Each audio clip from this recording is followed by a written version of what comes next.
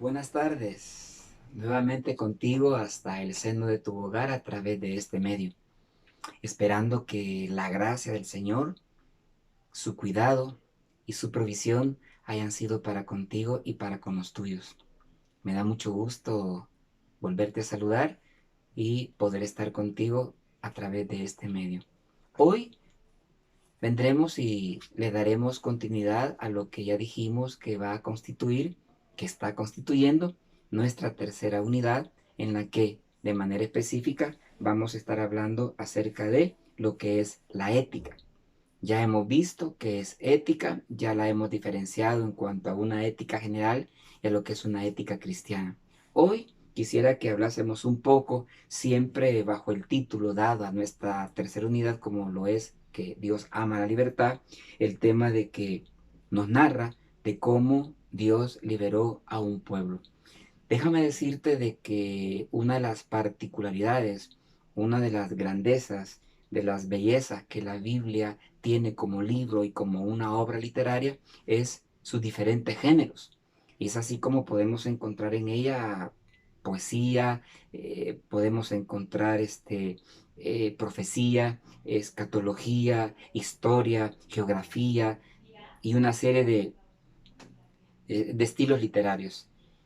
¿Por qué digo esto?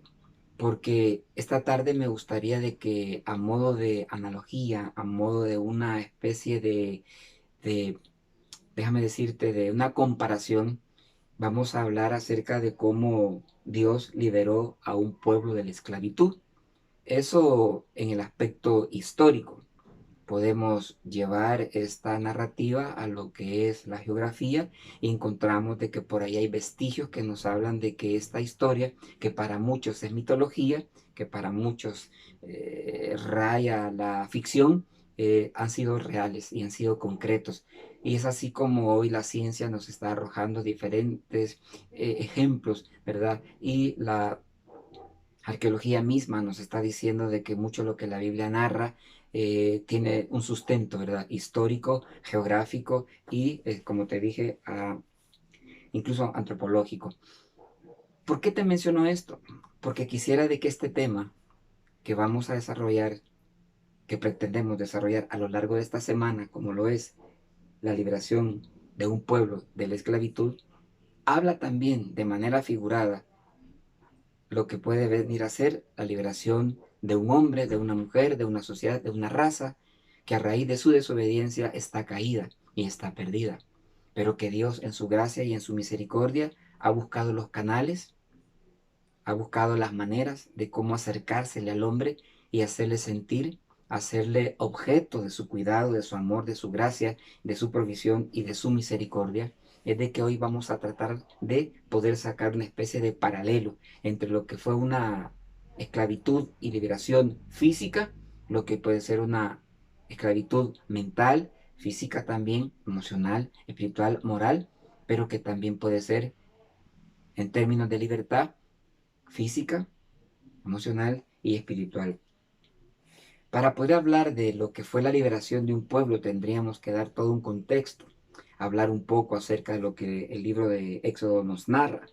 Y dentro de este podemos dar cuenta de que en medio de una situación crítica para un pueblo como lo fue Israel, quien sufrió un cautiverio de aproximadamente 430 años a manos de un imperio, a manos de hombres que no conocieron la gracia ni la misericordia y que fueron humillados, que fueron despreciados, que fueron reducidos al punto de que a Israel como pueblo se le robó su identidad.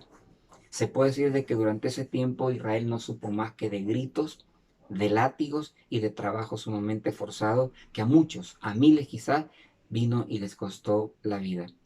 Ese contexto histórico, un breve contexto, podríamos tomarlo como base para poder traerlo a la actualidad y darnos cuenta de que en nada ha diferenciado la sociedad.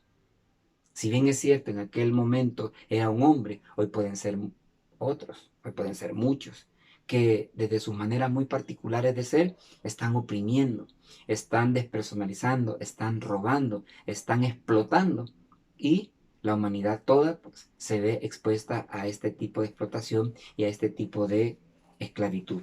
Entonces, lo que pretendemos esta tarde es el que podamos identificar cuáles fueron las características, cuál fue el carácter que movió a Dios para poder venir al encuentro de un pueblo que gimió, que imploró, que rogó, que clamó, hasta que un día Dios escuchó, se acordó y envió a un libertador.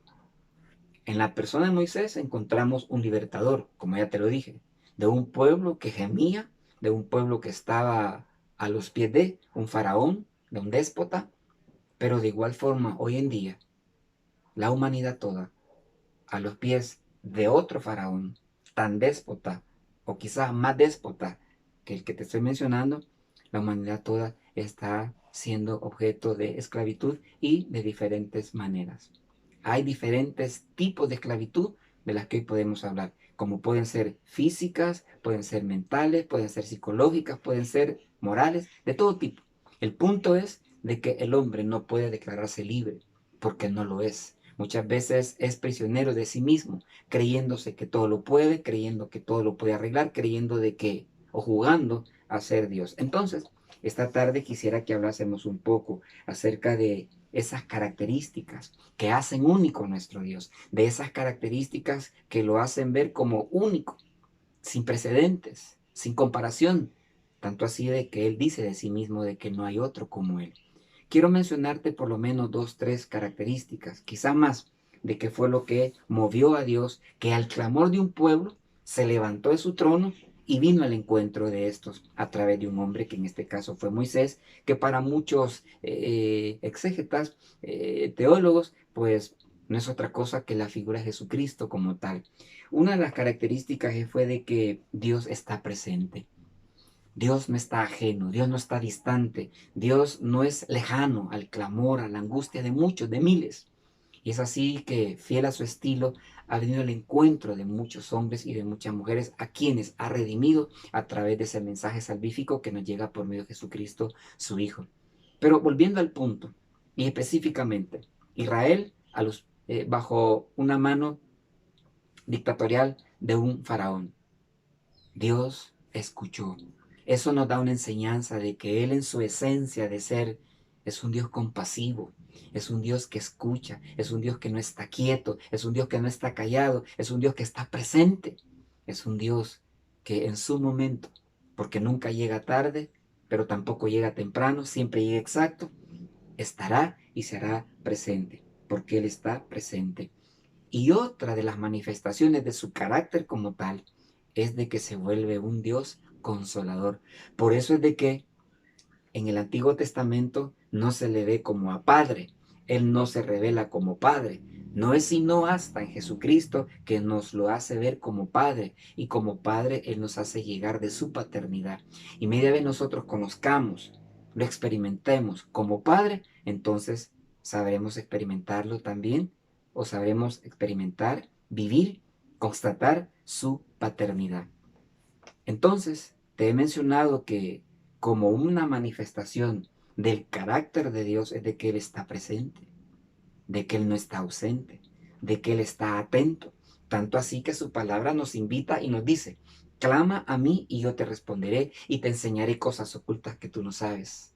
Clama. Y clamar, según la palabra hebrea, es dar de gritos delante de Él. Por supuesto de que no es necesario eso, pero tomémoslo como una figura y digamos de que podemos venir delante de Él y suplicar de Él su gracia y su favor. Al fin y al cabo, Él nos autoriza cuando allá en Hebreos, en la carta a los Hebreos nos dice que nos acerquemos confiadamente al trono de su gracia para encontrar ahí oportuno socorro. Entonces, ¿qué te quiero decir con esto? Que si vamos a hablar de ética, y que hablar de ética es hablar de carácter, y que en esta ocasión y en este tema puntual estamos hablando del carácter de Dios, una de sus características es de que escucha, que está presente. Pero hay una tercera, y me gusta tanto como las dos anteriores. Él es un Dios de pactos. Él es un Dios a quien le gustan los pactos. Yo aquí aprovecharía y te animaría que si en algún momento de tu vida tú puedes venir delante de Él y pactar con Él, ni lo dudes. Lo que sí debes de tener presente es de que si tú le prometes algo, si tú te comprometes a algo con Él, procura cumplirle, porque Él no te va a fallar. Tan es así que Él se da el margen de error, como Dios soberano que es, de no equivocarse, y te lo dice, y te lo constata cuando te dice, no soy hombre para mentir y tardar mis promesas. Entonces, Él es exacto, pero es un Dios que en su naturaleza, que en su esencia de ser como Padre, está presente, te sabe escuchar y sabe cumplir con lo que te ha prometido. Te estoy hablando de un Dios de carácter, de un Dios que se mueve en principios, que se mueve en valores de su reino. Y de ahí que nos ha hecho llegar sus preceptos, nos ha hecho llegar sus mandamientos, en donde lo que podemos ver de principio a fin es a un Dios de amor, a un Dios que ha comprometido su palabra, a un Dios que a lo largo de la historia ha dado muestras de que es un Dios que sabe cumplir con lo que ha prometido.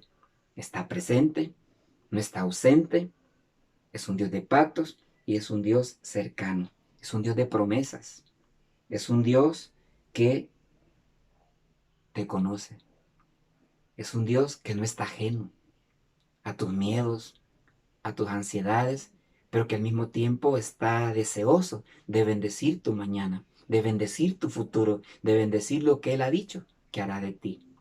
Después de todo, Él nos ha hecho llegar sus promesas a través de sus profetas.